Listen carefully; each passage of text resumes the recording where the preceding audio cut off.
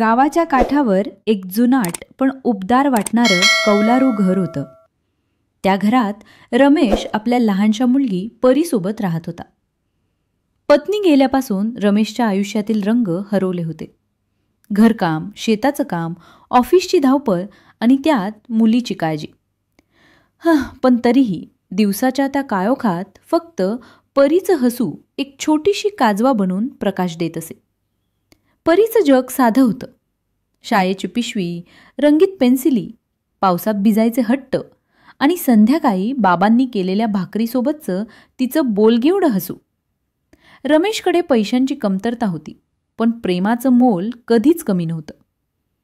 काही महिन्यांपासून मात्र रमेश संकटांनी वेढला होता.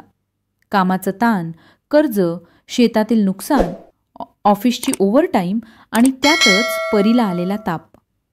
पण मुलीसमोर मात्र तो नेहमी हसतच राहायचा. एके दिवशी परी पावसात भिजून आली. "बाबा, आज खूप मज्जा आली," ती आनंदाने म्हणाली. पण रमेशच्या हातात त्या दिवशी एक सरकारी नोटीस आली होती. घरामागची जमीन तपासणीत अडकली होती.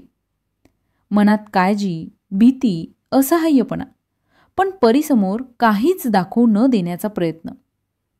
त्या रात्री गावात वीज नव्हती. पावसाचा नाद, दमट हवा आणि एका दिवटीचा मंद उजेड. रमेश कामाच्या कागदात घडलेला.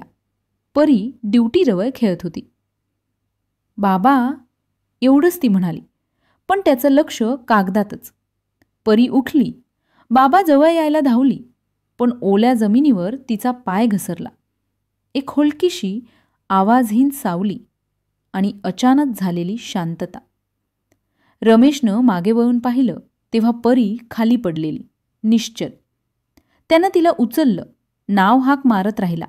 पाणी शिंपडलं. शेजारी आले, पण पाऊस इतका होत की गावाबाहेरचा रस्ता बंद, वाहने नाहीत, डॉक्टर गावाबाहेर.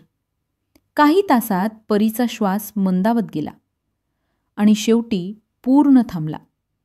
डॉक्टरकडे पोहोचल्यावर फक्त एकच उत्तर मिळालं: उशीर झाला. त्या एका क्षणात रमेशचं संपूर्ण जग तुटलं. तो स्वतःला दोष देत बसला. मी तिची हाक ऐकली असती तर? पण वेळेच्या प्रवाहात अशा प्रश्नांचं उत्तर मिळत नाही. दिवस जात होते. रमेश जणू पोकळ झालेला. परीच्या खेळण्यांमध्ये तो तिचा आवाज शोधत बसायचा. रिकामा पाळणा पाहून डोळे पाणीदार व्हायचे.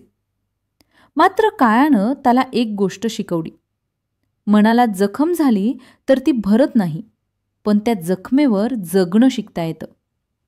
हळूहळू त्यानं परीच्या आठवणींना प्रकाश बनवलं. तिच्या नावानं गावातील मुलांना पुस्तकं देऊ लागला. तिच्या वाढदिवशी अनाथ मुलांना जेवण. जिथे ती घसरली होती तिथे कायमचा गालीचा. आणि मग त्यानं ठरवलं तो गावातील मुलांना शिकवेल. तो मुलांना सांगत असे: आपल्या जवळच्या व्यक्तींच्या हाका कधीही दुर्लक्षित करू नका. वेळ परत येत नाही. परी नसली तरी तिची आठवण रमेशच्या जीवनात दिवटीच्या प्रकाशासारखी उजळत राहिली. कारण हरवलेलं प्रेम नाहीसं होत नाही.